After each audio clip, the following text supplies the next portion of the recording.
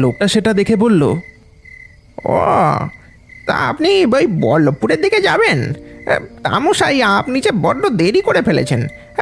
এখন তো রিক্সা বা অটো কিছুই পাবেন না। এখানে সন্ধ্যে 6টার পর কোনো কিছুই চলে না।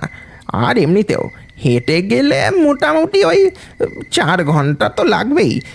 এখান থেকে বল্লভপুর বেশ মাইলখানেক পথ। সে কি বলছেন মশাই? মাইলখানেক পথ? তাও আবার হাঁটলে 4 ঘন্টা লাগবে? এই যে মহা মুশকিলে পড়লাম দেখছি। এখন কি করি? আপনি বরং একটা কাজ করুন। আমার বাড়ি এই সামনেই। আজ রাতটা সেখানে কাটিয়ে না হয় কাল ভোর ভোর বেরিয়ে পড়বেন। না না, আসলে আসলে আমাকে এই ওষুধগুলো আজকেই পৌঁছে দিতে হবে ওখানে। না হলে আমার স্যার আবার খুব কথা শোনাবেন। আপনাকে অনেক অনেক ধন্যবাদ মশাই। আপনি অন্তত সাহায্যের হাতটা তো বাড়িয়ে দিলেন আজ।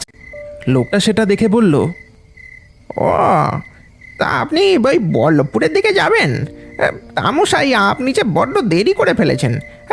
এখন তো রিক্সা বা অটো কিছুই পাবেন না। এখানে সন্ধ্যে 6টার পর কোনো কিছুই চলে না। আর এমনিতেও হেঁটে গেলে মোটামুটি ওই 4 ঘন্টা তো লাগবেই। এখান থেকে বল্লভপুর বেশ মাইলখানেক পথ। সে কি বলছেন মশাই? মাইলখানেক পথ? তাও আবার হাঁটলে 4 ঘন্টা লাগবে? এই যে মহা মুশকিলে পড়লাম দেখছি। এখন কি করি? আপনি বরং একটা কাজ করুন। আমার বাড়ি এই সামনেই। আজ রাতটা সেখানে কাটিয়ে না হয় কাল ভোর ভোর বেরিয়ে পড়বেন। না না, আসলে আসলে আমাকে এই ওষুধগুলো আজকেই পৌঁছে দিতে হবে ওখানে। না হলে আমার স্যার আবার খুব কথা শোনাবেন। আপনাকে অনেক অনেক ধন্যবাদ মশাই। আপনি অন্তত সাহায্যের হাতটা তো বাড়িয়ে দিলেন